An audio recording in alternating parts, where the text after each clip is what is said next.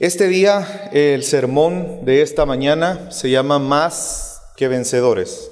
Ese es el título del sermón de esta mañana y está basado en el texto de Romanos, capítulo 8, versículo 28 al 39. Antes de entrar al texto, quisiera poder hablar brevemente un poco del contexto de los capítulos anteriores del libro de Romanos. El mayor problema que el ser humano tiene, obviamente, es el pecado. Si usted lo piensa por un momento y se toma un momento para pensar, lo que nosotros podamos sufrir en este mundo, las diferentes cosas que podamos vivir en este mundo, en su gran mayoría están vinculadas o a nuestro pecado o al pecado de las personas que están a nuestro alrededor. Y es por eso que esta carta, que algunos han llegado a pensar que más que una carta es un tratado teológico, pero en realidad es una carta porque era dirigida a la iglesia en Roma. En los primeros 3 capítulos, Pablo habla precisamente de eso, del pecado y las consecuencias que el pecado tiene sobre la humanidad. A partir del capítulo 4 hasta el capítulo 7, Pablo enseña acerca de la forma en cómo Dios resuelve este gran problema. Y la forma en cómo Dios lo hace es por medio de Jesucristo, quien por medio de la fe en Él, nosotros podemos ser justificados delante de Dios. Y empieza a explicar que a través de la gracia no solamente obtenemos salvación, sino que además se nos es dada una nueva naturaleza, esa naturaleza que tiene la capacidad de buscar, adorar y honrar a Dios. Pero nosotros sabemos que aun cuando tenemos esa nueva naturaleza, hay pecado en nosotros, ¿verdad? ¿O habrá alguno de nosotros que pueda decir, yo esta semana estoy contento porque no pequé ni una vez? Hasta nos da risa, ¿verdad? Y es que entonces, a pesar de que hay pecado en nosotros, los que tenemos esa nueva naturaleza hemos sido librados de la ley del pecado. Ya no somos esclavos del pecado y tampoco ya no tenemos condenación. Estamos en Cristo y ahora ya no andamos en la ley del pecado, sino que andamos en el Espíritu. Y alguno puede pensar entonces y decir, bueno, si yo ya no estoy condenado, entonces y no pasa nada por pecar, entonces puedo vivir libertinamente pecando. Pero Pablo nos aclara que los hijos de Dios no podemos abusar de eso porque la gracia no nos lo permite. Porque además, cuando tenemos esa nueva naturaleza, nosotros ya hemos muerto al pecado y hemos resucitado a una nueva vida en Cristo. De hecho, ese es el sentido del bautismo. Y si estamos muertos al pecado, ya no vivimos para obedecer al pecado, sino que por el contrario, hoy nosotros presentamos nuestros miembros como instrumentos de justicia delante de Dios. Hemos muerto al pecado y ahora tenemos vida en Cristo Jesús con el fin de poder llevar frutos de justicia para Dios, poder glorificar su nombre, poder obedecerle, poder amarle. Y llegamos al capítulo 8 y los primeros versículos del capítulo 8 nos hablan en esa distinción entre aquellos que andan todavía bajo la ley del pecado, es decir, que no son creyentes, y los que somos hijos de Dios, que andamos según el Espíritu. Vemos que nos dice la palabra de Dios que los que andan bajo la ley del pecado se ocupan de las cosas de la carne, es decir, satisfacen los deseos de la carne. Y eso les lleva a la muerte. Y aquellos que procuran ocuparse de la carne no pueden agradar a Dios. Por el contrario, aquellos que andan según el Espíritu, al ocuparse del Espíritu, eso resulta vida para nosotros. Aquellos que están bajo la ley del pecado están muertos. Están muertos espiritualmente, están muertos. No pueden buscar a Dios. No entienden a Dios. No quieren saber de Dios. Pero nosotros, así como Cristo fue vivificado por su Espíritu, ahora nosotros a través del Espíritu Santo nos ha vivificado y ahora a causa de la justicia de Cristo, tenemos vida en Él. Y no solamente eso, sino que ese Espíritu de Dios que levantó a Jesús de los muertos, que le dio vida, ese mismo Espíritu, un día, este cuerpo de pecado, será transformado por un cuerpo vivificado. Y eso es algo que esperamos todos nosotros. Y lo esperamos con ansias, pero también esperamos pacientemente. Y mientras esperamos, pues nos tocará padecer juntamente con Cristo. Pero también tenemos la esperanza que juntamente con Él seremos glorificados. Y es por eso que todas las aflicciones en este mundo, en este tiempo, para nosotros no son comparables precisamente con esa gloria que ha de venir. Si algo nos da motivación y esperanza en este tiempo, en las aflicciones de este tiempo, es saber que un día seremos glorificados y estaremos con Él eternamente. Y el Espíritu en momentos de debilidad, porque obviamente somos seres humanos y tenemos debilidad, pero en momentos de debilidad el Espíritu Santo nos ayuda e intercede por nosotros conforme a la voluntad de Dios. Y entonces llegamos a nuestro texto.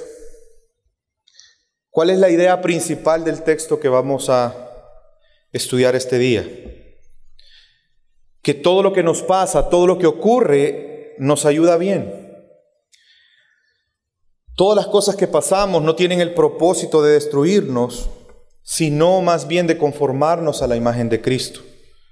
Por lo tanto, no debemos temer, porque Cristo nos ha hecho más que vencedores, y nadie podrá acusarnos, condenarnos o separarnos del amor de Dios en Cristo Jesús. Le pido que me acompañe, vamos a leer los primeros pasajes de este texto.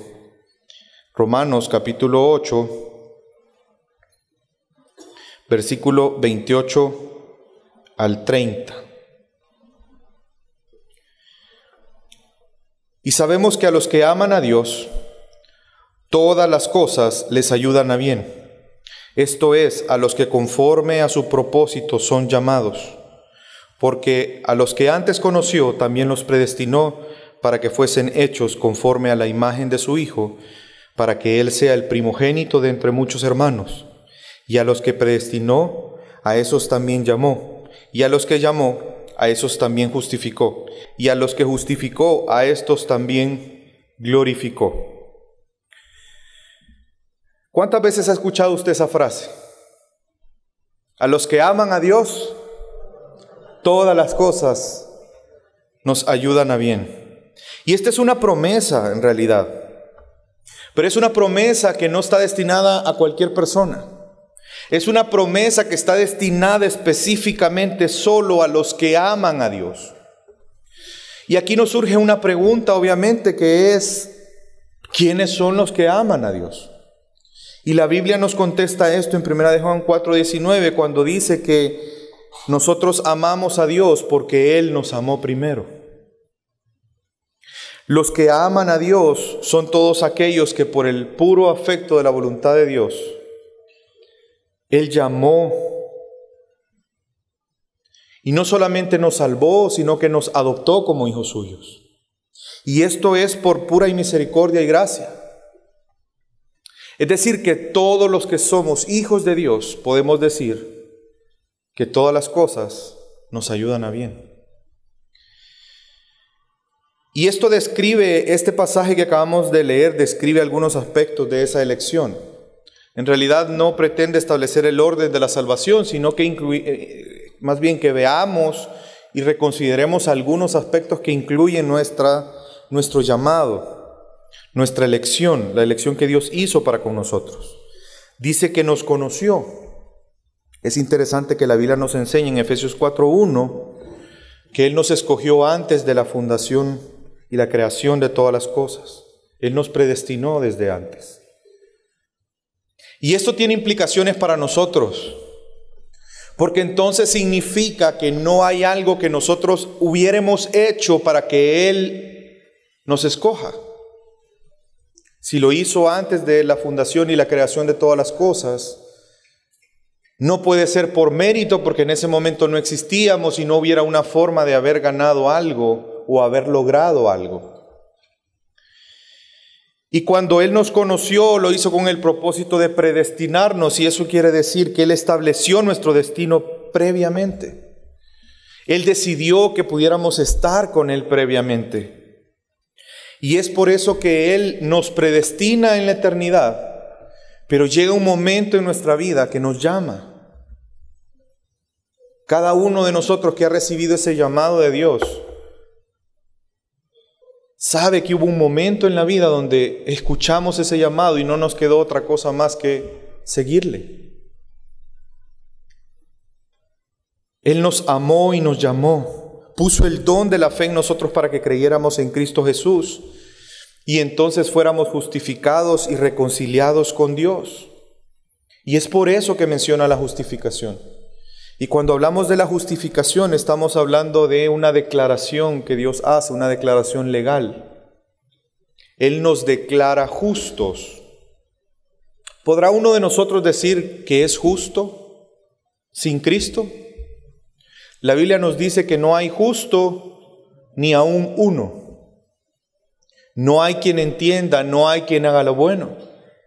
Por lo tanto, Cristo, quien sí es justo, es santo, Él entrega su vida por nosotros para perdonar nuestros pecados, pero también para que su justicia fuera dada a todos aquellos que crean en Él. Y eso es lo que la Biblia llama justificación. La base es la rectitud y la justicia de Cristo, que es aplicada cuando creemos en Él. Pero la historia no termina ahí. Nuestra vida en Cristo no termina ahí, es más, ahí comienza. Porque Él ya nos glorificó. Si se dan cuenta, no habla en futuro. No dice nos glorificará. Dice nos glorificó. Lo que se conoce en teología como el ya, pero todavía no. Ya estamos glorificados, pero llegará un día donde disfrutaremos de eso. Recibiremos un cuerpo incorruptible y estaremos con Él eternamente, disfrutando de Él eternamente. Yo no sé si alguna vez usted ha pensado, alguien le ha preguntado cuál es el propósito por el cual Dios nos llama y nos salva. ¿O por qué nos hizo hijos suyos? Y es que cuando vemos esa pregunta es fácil pensar que el propósito es simplemente nuestra salvación. Pero realmente el propósito es más profundo que nuestra salvación. Hay algo más grande por lo cual Dios nos salvó y nos adoptó como sus hijos. ¿Sabe cuál es ese propósito? El ser hechos o conformados a la imagen de Cristo. Y esto es el argumento principal por el cual nosotros podemos decir con toda certeza que a los que aman a Dios todas las cosas ayudan a bien. Esta frase muchas veces la utilizamos como una muletilla cuando queremos dar ánimo a alguien. Y es que es una verdad, pero difícilmente va a tener una huella en el corazón de la persona al que se la estamos diciendo si no le explicamos el por qué podemos decirle eso. Porque la razón por la que podemos decir que todas las cosas nos ayudan a bien es porque todas esas cosas van conforme al propósito de Dios de conformarnos más a la imagen de Cristo.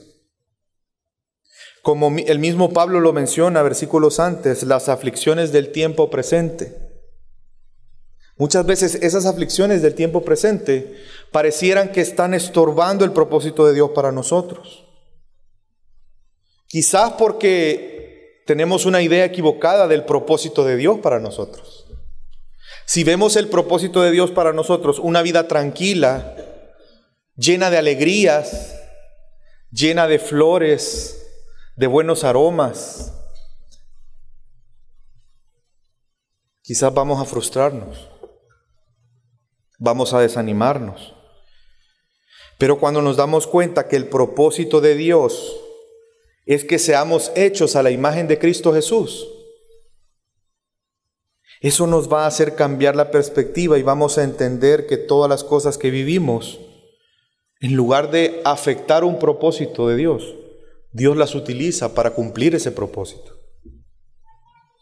¿O no es cierto que en momentos de dolor, angustia, dificultades, crecemos y maduramos espiritualmente? ¿No es cierto que en esos momentos conocemos más a Dios? ¿O conocemos a Dios de formas que quizás no lo habíamos conocido antes? Y es por esa razón que podemos decir que a los que aman a Dios todas las cosas les ayudan a bien.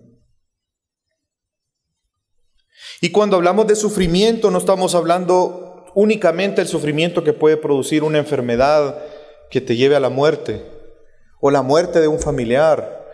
No estamos hablando únicamente de quedar en bancarrota, o que alguien que tú amas mucho te abandonó. Estamos hablando inclusive del sufrimiento que puede venir por seguir a Cristo. El sufrimiento que puede venir a nuestra vida por renunciar a nuestras posesiones para seguirle a Él. El sufrimiento que puede venir cuando nosotros queremos que se cumpla algo y Dios no obedece y no hace caso a lo que nosotros queremos que Él haga. El sufrimiento que puede venir cuando nosotros decidimos vivir para obedecer la voluntad de Dios. Si no recordemos a Jesús, justo antes de morir en la cruz, ¿cuál fue la petición más emblemática de Jesús? Si es posible. ¿Ustedes creen que en ese momento Jesús no estaba sufriendo? Pero ¿qué llevó a Jesús a afrontar ese sufrimiento de la forma en que lo hizo? Que Él sabía que dentro de ese sufrimiento se estaba cumpliendo la voluntad de Dios.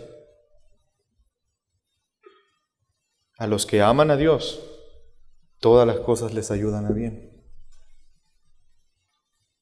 El sufrimiento que puede venir de cuando nosotros tomamos la decisión de obedecer a Dios y servirle a Él. El sufrimiento que implica discipularse, congregarse regularmente, estudiar la Biblia formalmente. Para algunos puede ser inclusive el sufrimiento de ofrendar, ¿verdad?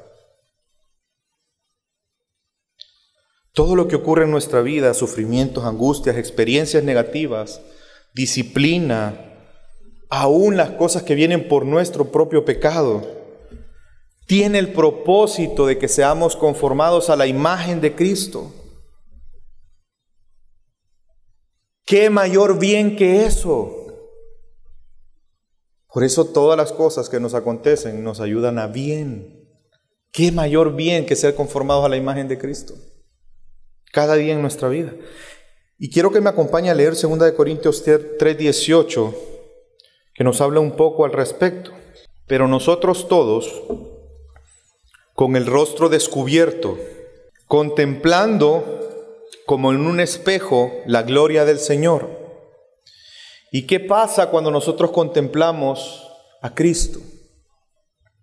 Estamos siendo transformados en la misma imagen de gloria en gloria, como por el Señor, el Espíritu. Esa es nuestra vida en Cristo. El ir siendo transformados. Actualmente podemos ver cómo la gloria del Señor, la obra de su Santo Espíritu, va transformándonos más a la imagen de Cristo. La idea de ser transformados habla precisamente de ese camino que recorremos día a día. El camino de la santificación, el camino de apartarnos para Él, el camino de transformar nuestra mente, de renovar nuestro entendimiento, de obedecerle a Él. Y llegará un día que disfrutaremos de esa gloria plena, porque estaremos con Él. Cada angustia, dificultad, dolor, Dios la utiliza para ese propósito. Y saben que no solamente habla de ser transformados a la imagen de Cristo como ese proceso de santificación, sino también que en un futuro escatológico, nuestros cuerpos serán glorificados y seremos semejantes a como Él es. Y regresando a nuestro texto base, Romanos 8, versículo 29, porque a los que antes conoció, también los predestinó para que fuesen hechos conforme a la imagen de su Hijo, para que Él sea el primogénito entre muchos hermanos. Cuando dice que Jesús sea el primogénito, no está hablando que Él es el primero en ser creado, porque algunos lo interpretan así, algunas sectas, sino está hablando de la supremacía de Jesús, que Él es el primero en todo. Él es el precursor en todas las cosas. Así como Él fue glorificado, nosotros tenemos ahora una esperanza que seremos glorificados también con Él. Él murió y resucitó, venciendo a la muerte. Por eso ahora nosotros podemos pasar de la muerte a vida cuando creemos en Él. Él es el primero, el precursor de todas las cosas. Y en esta vida estamos siendo transformados a su imagen. Pero en última instancia seremos como Él es. La transformación que ocurre en este momento es una transformación interior, que afecta a nuestros pensamientos, afecta la forma en que hablamos, afecta la forma en que actuamos. Probablemente a algunos de ustedes les ha pasado que se encuentran con alguien que tenían muchos años de no ver. Y usted empieza a contarle de su vida y la gente le dice, mira, no creo lo que me estás diciendo. Ni por cerca parece la misma persona. Es porque el Espíritu Santo nos va obrando en nosotros para irnos semejando cada vez más a la imagen de Cristo. Y entonces, ¿qué podemos decir ante esto? ¿Podemos dudar por las circunstancias de esto que nos está diciendo la palabra de Dios? Versículo 31, ¿qué pues diremos a esto?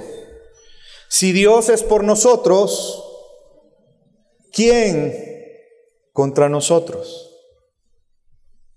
Y este no es un ánimo para que usted vaya y haga cualquier locura sabiendo que Dios va a estar ahí para respaldarlo. Se va a meter en problemas. Y lo que nos está diciendo aquí no es eso. Si Dios es conmigo, ¿quién contra mí? Entonces ni la muerte puede conmigo. Vamos a tirarnos del risco, a practicar deportes extremos. Lo que nos está diciendo es que frente a las adversidades, aquellas que nos motivan a la desesperación, debemos de entender que Dios ya decidió sobre nuestra vida. Y si Dios ya decidió, ¿quién va a cambiar eso? ¿Quién va a cambiar los propósitos de Dios sobre nosotros? ¿Quién va a cambiar el designio de Dios?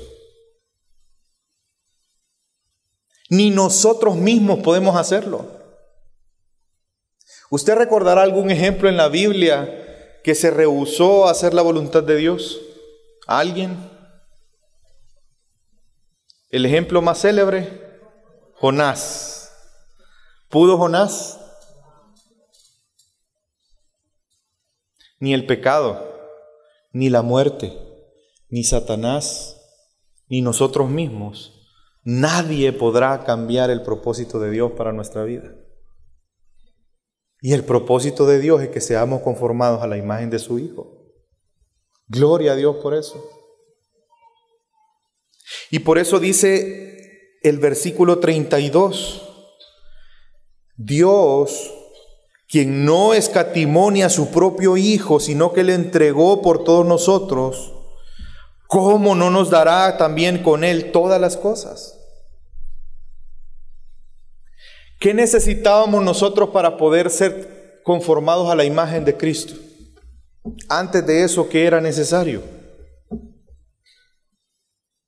Que Cristo viniera, entregara su vida, para que nosotros pudiéramos disfrutar de eso. el perdón de nuestros pecados, la justificación, el reconciliarnos con Dios. Entonces, si Dios estuvo dispuesto a entregar su Hijo para cumplir ese propósito, ¿cómo no nos dará todo lo necesario para que eso se cumpla en nuestra vida? No podemos dudar de Dios. No podemos dudar de los propósitos de Dios. Debemos tener la certeza que aquel que comenzó la buena obra la perfeccionará hasta el día de Jesucristo, el día en que seamos glorificados. Y sigue diciendo, versículo 33. ¿Quién acusará a los escogidos de Dios? Dios es el que justifica.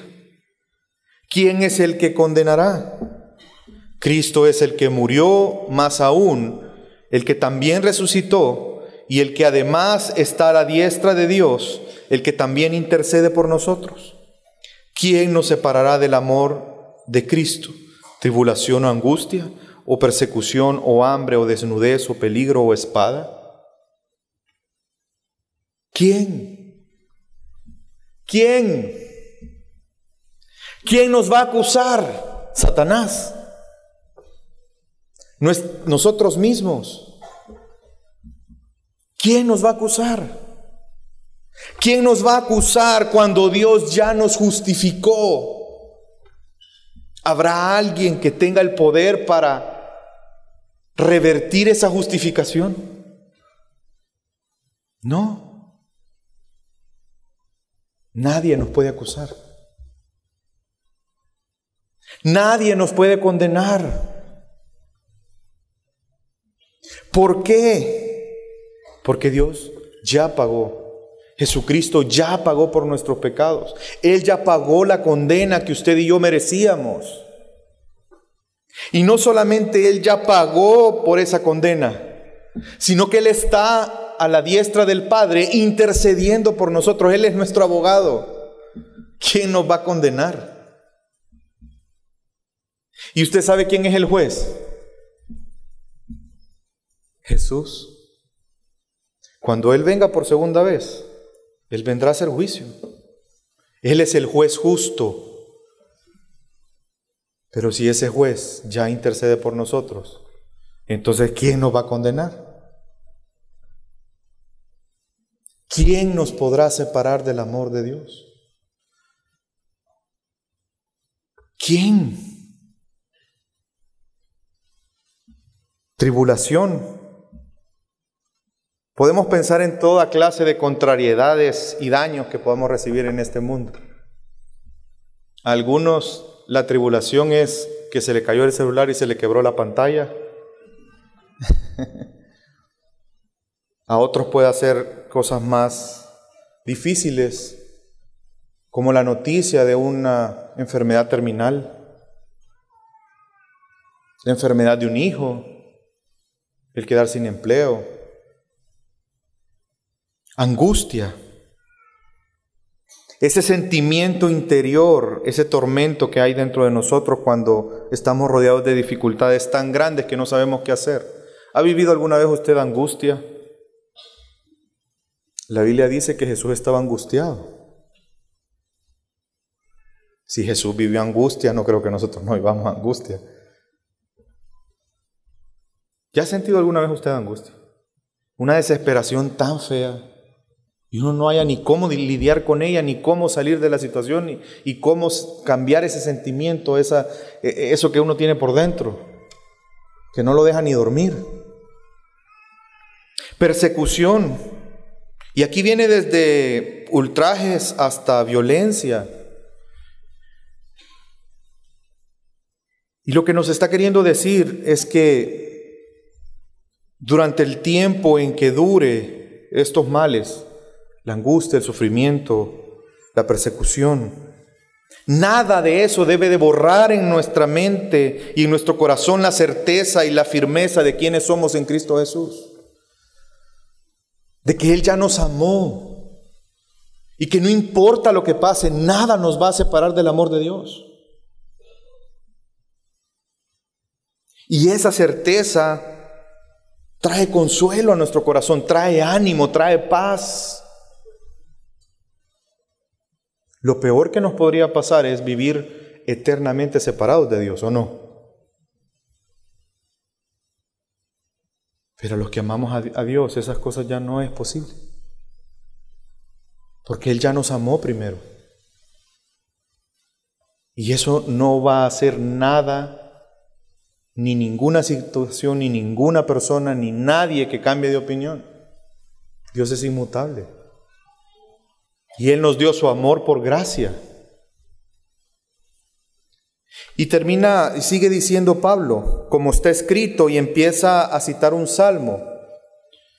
Por causa de ti somos muertos todo el tiempo, somos contados como ovejas de matadero.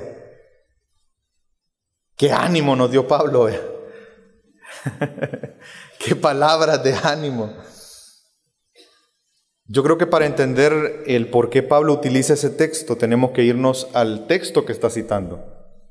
Y Pablo está citando un salmo, literalmente lo está citando, el Salmo 44, 22.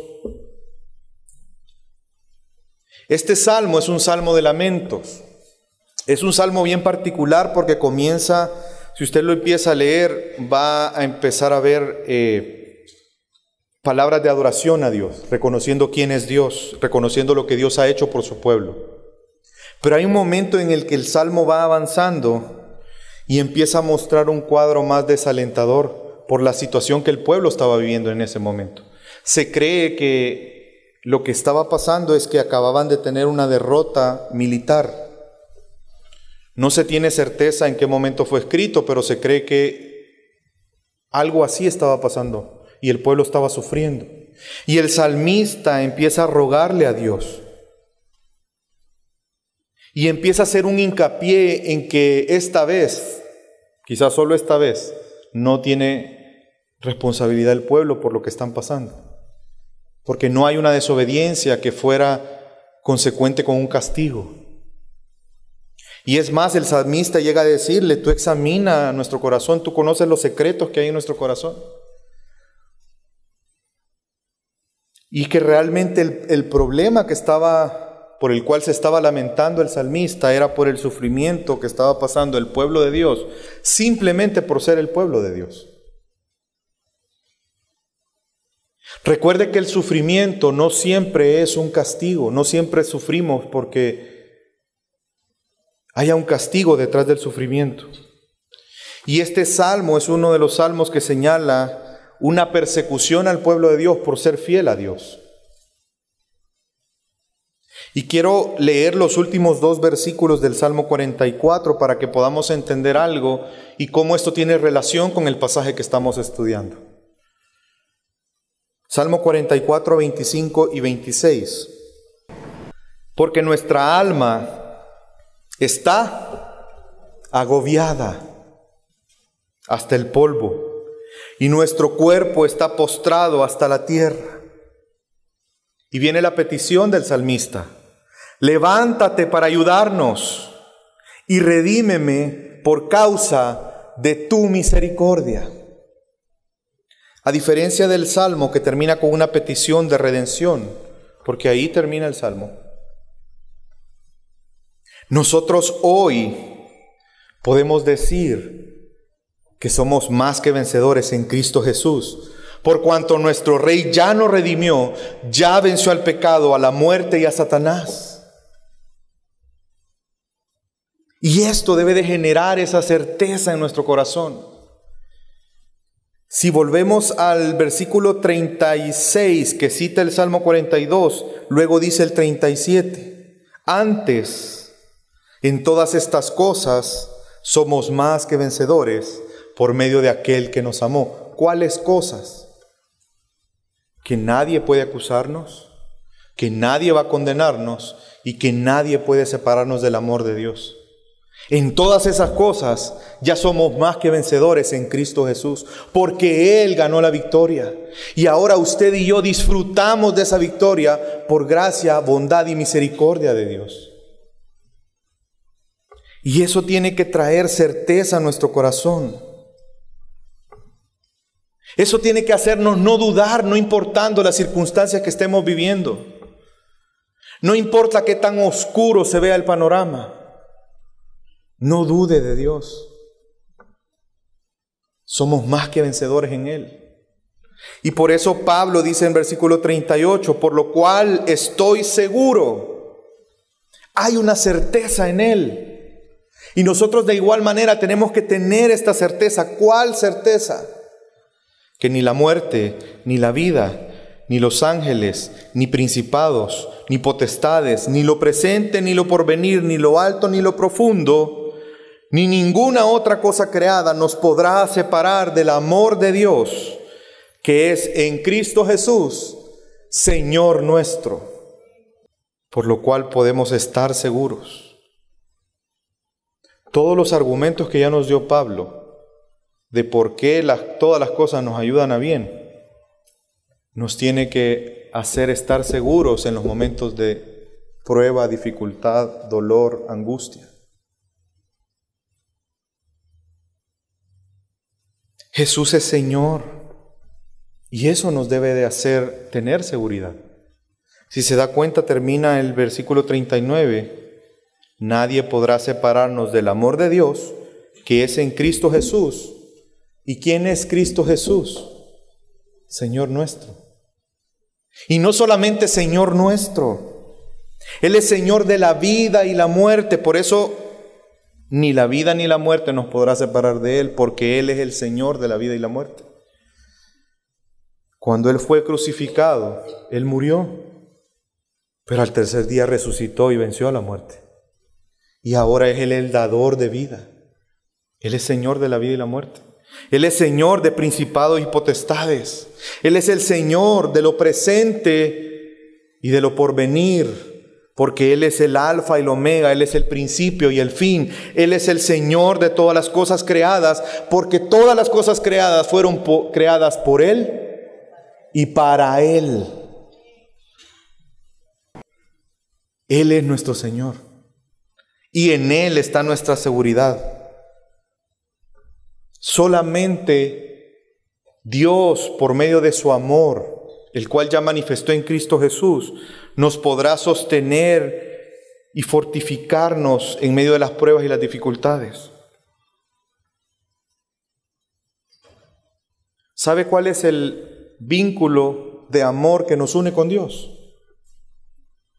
Es un lazo tan fuerte que nadie lo puede romper. Porque Jesús, siendo el Hijo amado, en quien el Padre tiene contentamiento, es ese lazo que nos une con Dios. Porque Dios nos amó aún siendo pecadores. Cristo vino a morir por nosotros. Debemos estar seguros entonces del amor inmutable, incomprensible de Dios hacia nosotros, pero el cual es por medio de Cristo Jesús.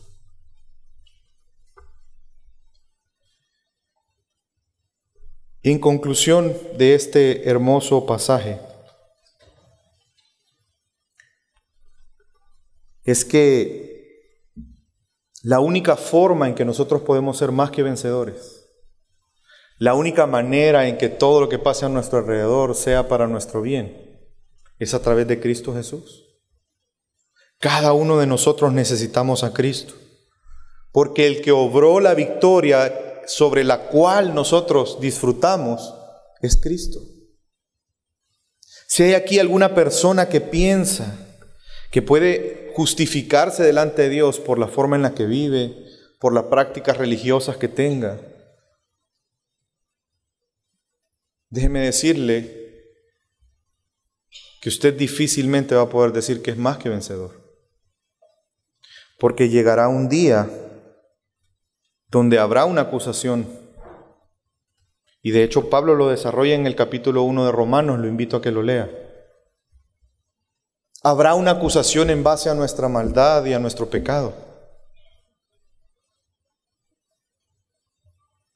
Y Dios, que es juez justo, condenará. Habrá una condenación. ¿Y sabe cuál va a ser el efecto de eso? Que pasará eternamente separado de Dios. y no habrá nada ni nadie que lo pueda unir a Dios. Pero en este momento, Dios en su misericordia y su gracia, a través de la obra de Cristo, usted puede llegar a ser más que vencedor en Él.